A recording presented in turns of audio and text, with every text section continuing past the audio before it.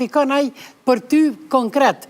Çka po bën ai për ty konkret? Për ata them që sepse dashuria që ajo kimia, ajo do të me ushqy, dashuria si lulja, po se ujite, po se nuk ja rregullove vendin rreth ajo vyshket.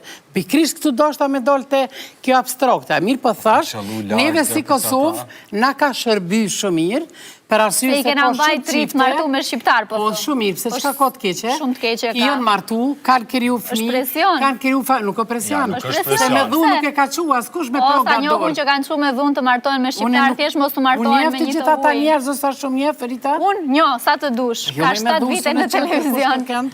Kështu që në këtë drejtim ka shërby. Sa është e qëndrueshme nuk e di. Okej. Deshta veç pak më unë ndërlidh për faktin e procesit të njohjes. Sigurisht që ka pasiguritë veta takimi me dikon, qoftë edhe në aspektin fizik, po qoftë edhe në aspektin përmes platformave digjitale.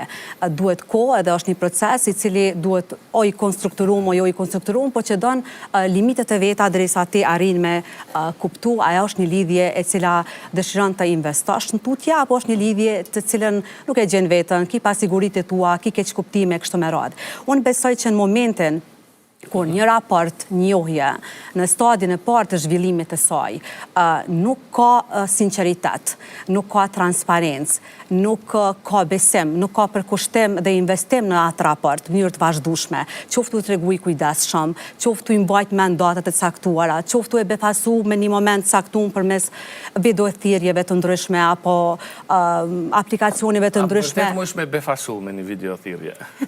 Unë për ata po them që nuk është një ditë, 2 ditë, një javë, 2 javë. Jemi të folë për një proces shumë gjatë të një ndërtimit të një raporti.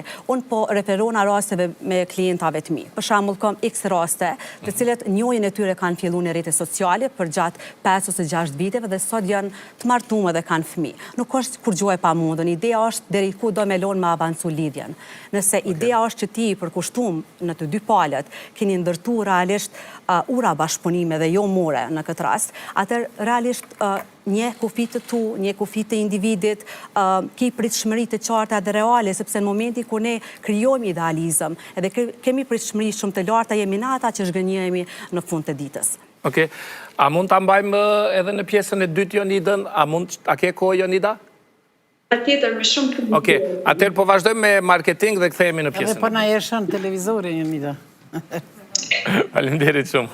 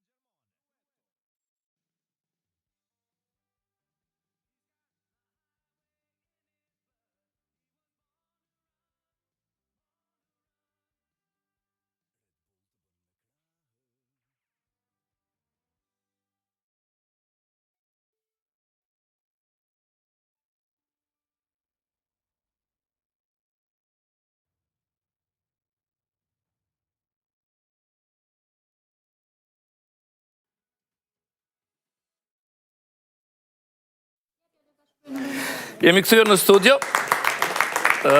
Dua të flasim tani për një aspekt tjetër. Ashtu siç të jep shumë mundësi për të njohur për herë të parë, media online të jep mundësi edhe të njohësh disa persona njëkohësisht dhe të krijosh lidhje të shumëfisht. Po e filloj me Ritën me këtë. Si e sheti Rita?